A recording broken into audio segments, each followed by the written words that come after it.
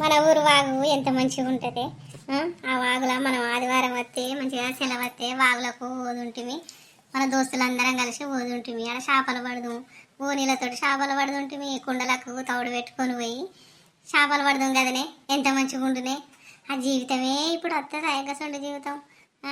మంచిగా వాగు మీదకి వెళ్ళి ఇప్పుడు బ్రిడ్జ్ కట్టిండ్రట, ఇక అటు ఎందుకు పోతే మనం ఆ ఊళ్ళో అందరూ ఈ ఊరికి వచ్చిరి. ఎక్కడున్నదే మనం పోవుడు. పోలేమో హైదరాబాద్లో ఉండదు, పోలేమో ఇక్కడ ఈ ఊళ్ళో ఉండదు. ఇక మనం ఎవరి ఇంటికి పోతాం? పోదామన్నా కానీ తవ్వలేకుంటే అయిపోయి. అప్పటి జీవితమే మంచిగా ఉంది.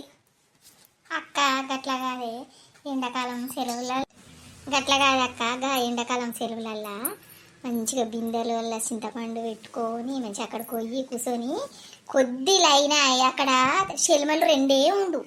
అది లేదా అక్కనికి 2 శెల్మలు ఉంటే ఆడ లైన్ బిందెలన్నీ మంచిగా తెల్లదోముకుంటా, ఇంకా సరపిండి వేసుకొని బిందెలు పెట్టుకొని పోదు.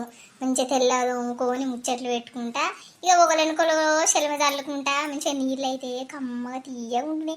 కొద్దిగా అప్పుడు చెయ్యితోటికి ఇట్లా దోషుడితోటి బిందెలు పోసినా ఎన్ని బిందెలు అంటే అన్ని బిందెలు నింపుకుందాం. అసలు యాసనే రాపోనే మంచిగా బిందెలు ఎత్తుకొని మంచిగా ముచ్చట్లు పెట్టుకుంటా ఒడ్ల మీదకే వస్తాము. మళ్ళా మన నాన్న అమ్మ మనకు పొలం ఉండే, పొలం ఉంటే ఆ వరి కోసడానికి మనం పోపోదుమా? పోతే వాళ్ళు వరి కొయ్యంగా మనం అంతా పరిగాడిన పోతే అవన్నీ ఏరుకుందాం. మనం కూడా వద్దాం, మనకు కొయ్యరాదని వరి పోతాము. వాళ్ళు కట్టలు ఎత్తినాక పరిగంత ఏరుకొని ఆడబెట్టుకుందాం. ఎంత మంచిగా అనిపించినప్పుడు అది వేరే సంతోషం. ఇంకా వర్షాకాలం ఒడ్లల్లా ఎండ్రకాయలు ఉండపోనాయి, ఎండ్రకాయలు పట్టుకొచ్చుకొని కాల్చుకుందాం మనం. అప్పుడు బాగా వస్తే మళ్ళీ ఆ కరెంటు కాడ బట్టలు నిండుకుందాం, మంచిగా స్నానాలు చేస్తాము. ఎంత మంచిగా ఉండేది అప్పటి రోజులు. ఇప్పుడు అక్కడ ఎవరు పైరి పోదామన్నా ఎవరు లేరు, అందరు సిటీలోకి వచ్చిరి. పోయి ఊరంతా చూసి రావాలని పానం అంతా కొట్టుకుంటుంది. ఏం చేసాడో ఏమో, ఒకసారి పోయి చూసేద్దాం తీయే మనం సెలవులో. పిల్లలు కూడా అంటారు, మీ అమ్మోళ్ళు ఊరు చూపించు, మీ అమ్మమ్మోళ్ళు ఊరు చూపించరు ఊక అంటారు వాళ్ళు. ఒకసారి పోదామా అక్క మరి?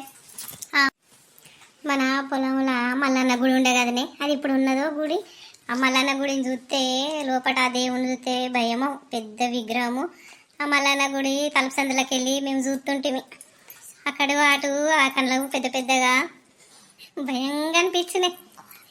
ఇప్పుడైతే పిల్లగాళ్ళు అయితే ఆ గుడిని చూస్తేనే భయనే పడతారు.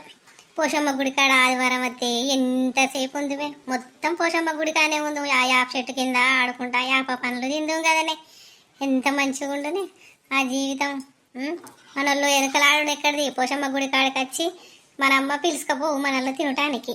తిండి మీద రోక అన్న ఆటనేనా, ఎప్పుడు ఆటనే, ఆట ఆట ఆట. వాగులోకపోతే గట్ల కాదక్క, మర్చిపోయినవా?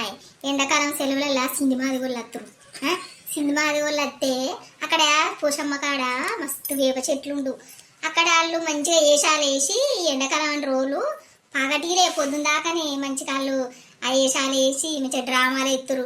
పోదుము అవి తట్టు సంచులు ఉండే, అప్పుడు ఆ తట్టు సంచులు పట్టుకొని జాగ దొరకాలని జల్లిన పోయి ఆ తట్టు సంచులు వేసుకొని జాగ కప్పుకొని వస్తాం.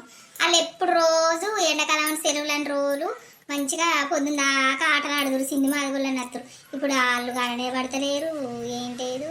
అప్పుడు ఎంతో సంతోషం అనిపించు, గింత రండి ఎంత మంచిగా అనిపించినాయి అక్క. మంచిగా వాక్కోదుము, అన్ని ఆటలు ఆడుదుము. ఏమో అందరూ పాడగా